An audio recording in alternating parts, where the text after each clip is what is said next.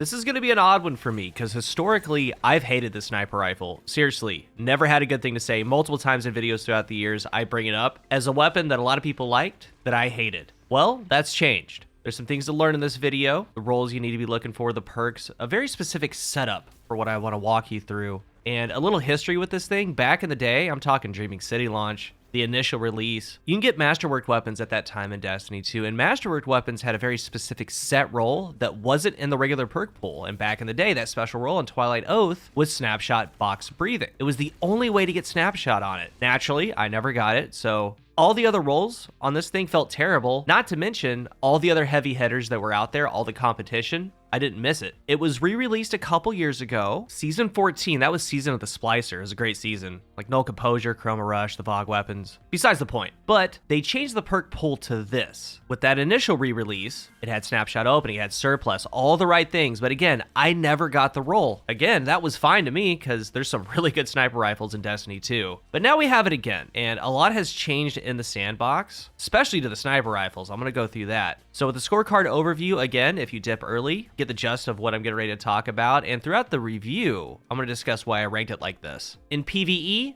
2 out of 5. There is something here, and also remember, Sniper's got a PvE buff. Rapid Fires has some of the better DPS overall because that fire rate, it is an option with certain roles, but I would still go other routes personally, and we'll talk about that. For the Crucible, 4. I know, I don't even really believe it, but I got the roles that I needed when I tested them. There's some clear winners that emerged, and it does something very well that I want to talk about. The main usage, PvP. Fun factor, I have it at a 4. I'm going to go into that. You can pull off some cool things. Again, this is very PvP focused. Build flexibility, 5. Yeah, it's solar, radiant, and things like that. Not really going to help out your damage too much. It's not too important. That means you can use it on any character, with any exotic, with any element. Strand, arc, void, whatever you want. It's flexible. The must-have score is a 2.5. Halfway point, the midline, and I'm going to discuss that reasoning as I go on throughout the review. It's obtained mostly from the coil, the random chest as you go through it. There's an opportunity to get a ton of rolls. I'm going to talk about what to watch for and how to set this thing up. A solar rapid fire, and this time around we do have an origin trait, advanced reflexes. Upon taking damage, quickly aiming down sights gets bonus mobility, handling, and charge rate for a short time. That's great on a sniper rifle. You get hit,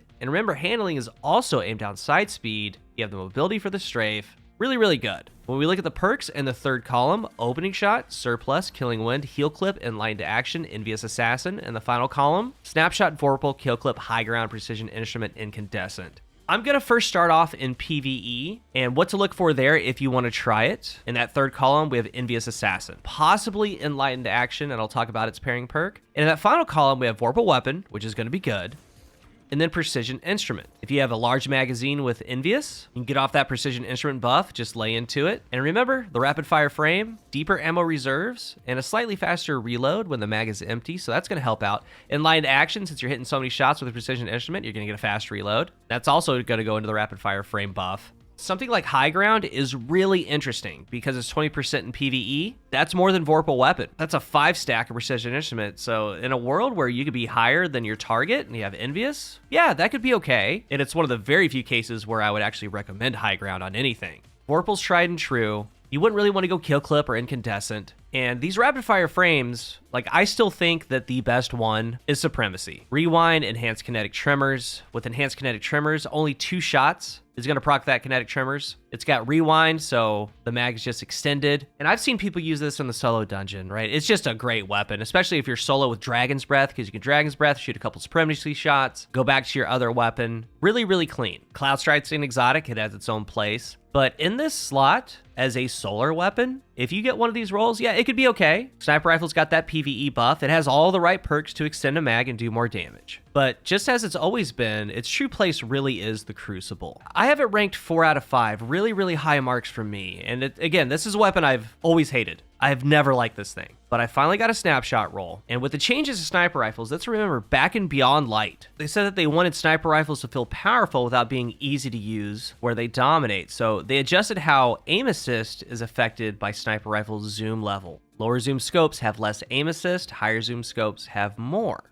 So lower zoom scopes have a large reduction in the aim assist cone angle. So these low zoom snipers, Twilight Oath is a 35 zoom, and you don't see these too much anymore because of the penalties. And the way aim assist works on these, I mean, the more zoom that you have, the narrower the bullet bend, the auto aim is. The lower the zoom is, the worse they feel at a distance. And a 35 zoom, I'm telling you, if you're on a controller, first of all, at a distance, you're not really gonna feel the rotation of the aim assist. You're not really gonna see and feel the magnetism. There are times where I'm really close to the head that I know a 45, 50 zoom sniper would hit, and this thing just will flat out miss because the bullet does not bend. So with a 35 zoom sniper, let's get this out of the gate, rip the band-aid off. They're not really good at medium to long range. With M&K or a controller, you're gonna feel those differences. It's gonna feel almost like your target's slippery at a distance, if that makes any sense. And as they strafe and move, it doesn't really catch that well, so you'll end up missing a little bit more. But on the reverse side of that, why I have this thing ranked so high is how it performs in extremely close quarters, short to mid to mid. As a matter of fact, it's one of the better sniper rifles I've used in this range. And what makes it all work is the busted combo. The two main ones I wanted to test out is snapshot opening shot and snapshot surplus. What you're gonna find between these two is that with surplus, it's gonna have the faster ADS speed. It just is. Even though snapshot is a modifier for a faster aim down sight speed, a pure 100 handling stat is actually a little bit faster. And yes, you also get the reload speed and stability, and having high stability combats flinch. And that's another thing with these 35 zoom sniper rifles, they take a lot of flinch. A lot. But what I found was, in comparison, yes, it was faster, the surplus one, but it missed a ton of shots. Shots that felt good that either hit a body, shots that felt good that completely missed, and then, and in the majority of the gameplay, compared to opening shot. And then we're gonna tie all this together. Opening shot is 20 aim assist, 25 range, and we're not worried about the accuracy cone stuff because that doesn't work on a sniper rifle because all the accuracy stuff that it gives are follow-up shots. The thing already has a pretty bad cone, and yeah, it's helping it just a teeny tiny bit because it's a rapid fire, but really it's that initial shot. With the opening shot one, the shots that land are it's always been a broken combo, it's stupid. But to compile even further, with all the changes that happen to sniper rifles, the low zoom getting severe penalties, opening shot breaks that.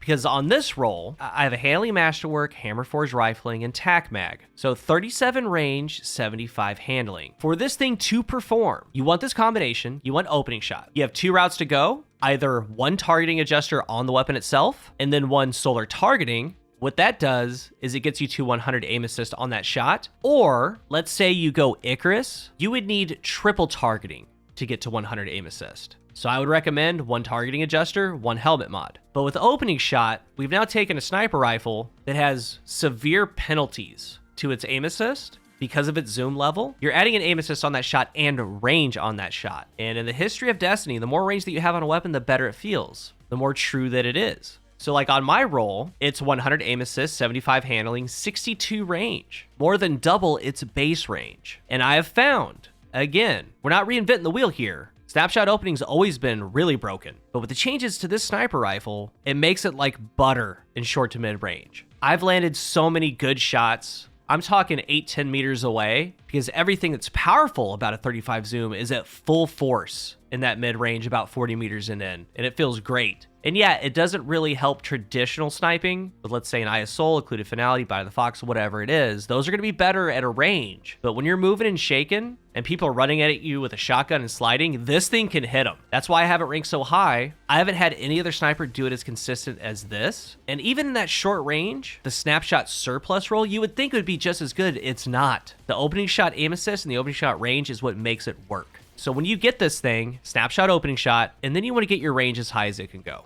You're going to have choices between handling and range, fit best available, but you want to get the range high. All that's combating some of the sniper rifle changes that they've made. And after using both very extensively, I always did well with the snapshot opening, so much so I was like, okay, I'm going to go back to snapshot surplus, and a lot of the issues came right back up. It didn't do nearly as well. So the reason I ranked it so high is its ability to snipe in CQC. Some of you might not be about that life, and that's fine. When I have it on that midline is like, should you try to go for this thing or not? If it's appealing to you to snipe in close quarters, yes, absolutely. And this is coming from a hater of the weapon, okay? I have always hated this thing, but it thoroughly impressed me. It's done quite well for me. And with your maps like Anomaly, JAV4, whatever it is, if you can get these short to mid sight lines, this thing was doing great, which is surprising because there's a very large hill to climb. We have all the nerfs to zoom. This thing's body shot damage has been reduced to about 85. You can't double body, you have to land shots. So therefore, getting 100 aim assist, that 60 plus range on the rapid fire made all the difference in the world. So for the first time ever, I had a really good time with Twilight Oath. I had never used a roll with snapshot, that's a big difference. But snapshot opening, and what you need to remember, not just this thing, even 40 zooms, right? Lower zooms, especially 35s. High range and aim assist is sought after. It combats all those changes they did a couple years ago. And this thing gets pretty maxed out for what it can do as a rapid fire, up to where you can actually have a little bit of faith in it. Some of you, that might not be your style, I get it. But if any of that sounds appealing to you, be looking at those rolls and try them out. If you're new here, remember to hit the subscribe button. And if you are subscribed, thank you so much for your support. Let's talk about Twilight Oath down below.